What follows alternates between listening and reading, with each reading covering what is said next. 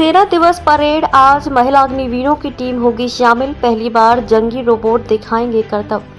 ऐतिहासिक शहर पुणे में बुधवार को सेना दिवस के परेड में नेपाल सेना का बैंड, एनसीसी की लड़कियों की मार्चिंग टीम, महिलाओं की अग्निवीर टुकड़ी और रोबोट्स शामिल होंगे। इसके अलावा भारतीय सेना देश की सैन्य शक्ति का प्रदर्शन करते हुए अपने कई शक्तिशाली हथियारों और अत्याधुनिक उपकरणों का भी प्रदर्शन करेगी। कार्यक्रम में रक्षा मंत्री राजनाथ सिंह होंगे शामिल। परेड के बाद गौरव गाथा कार्यक्रम आयोजित किया जाएगा, जिसमें लेजर ध्वनि एवं प्रकाश तथा मल्टीमीडिया प्रौद्योगिकी का उपयोग करते हुए सेना प्राचीन काल से लेकर समकालीन युग तक के युद्ध के विकास को प्रदर्शित करेगी। इसमें भारतीय महाकाव्यों और आधुनिक युद्धों से विषय वस्तु ली जाएगी। इस कार्यक्रम में रक्षा मंत्री राजनाथ सिंह शामिल होंगे। इन रक्षा उपकरणों को प्रदर्शित किया जाएगा। रक्षा सूत्रों ने बताया कि परेड में K9 वज्र स्वचालित होवित्जर, BMP-2 सरत पैदल सेना लड़ाकू वाहन, T-90 टैंक, स्वाति हथियार पता लगाने वाला रडार, सर्वत्र ब्रीजिंग प्रणाली, मल्टी बैरल रॉकेट प्रणाली, ATORN-1200 ऑल टेरेन वाहन, ड्रोन जैमर प्रणाली और मोबाइल संचार नोड्स को प्रदर्शित किया जाएगा।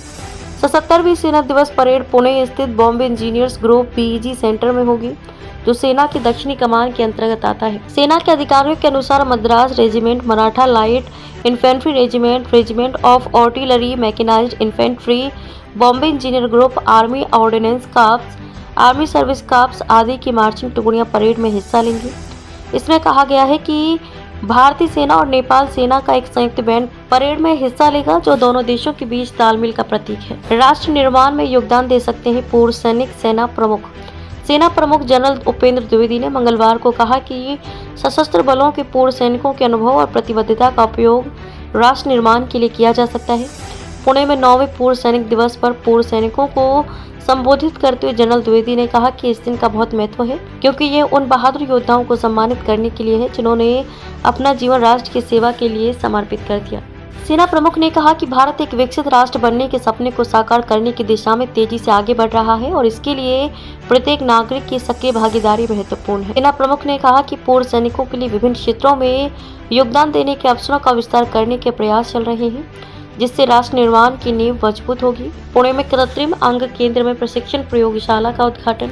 सेना प्रमुख जनरल उपेंद्र द्विवेदी ने मंगलवार को पुणे स्थित कृत्रिम अंग केंद्र ALC में एक नई बाह्य अंग प्रशिक्षण प्रयोगशाला का उद्घाटन किया। इस दौरान जनरल द्विवेदी को केंद्र की अत्याधुनिक कंप्यूटर सहायता प्राप्त डिजाइनिंग और विनिर्माण कार्यशालाओं के बारे में जानकारी दी गई। ये प्रयोगशाला सैनिकों और सेवानिवृत्त सैनिकों को उच्चतम गुणवत्ता की देखभाल और सहायता प्रदान करने के केंद्र के मिशन को आगे बढ़ाने में महत्वपूर्ण भूमिका निभाएगी। इस दौरान जनरल द्विवेदी ने मरीजों से भी बातचीत की, उन्हें प्रोत्साहित किया तथा खुशी के पल साझा किए।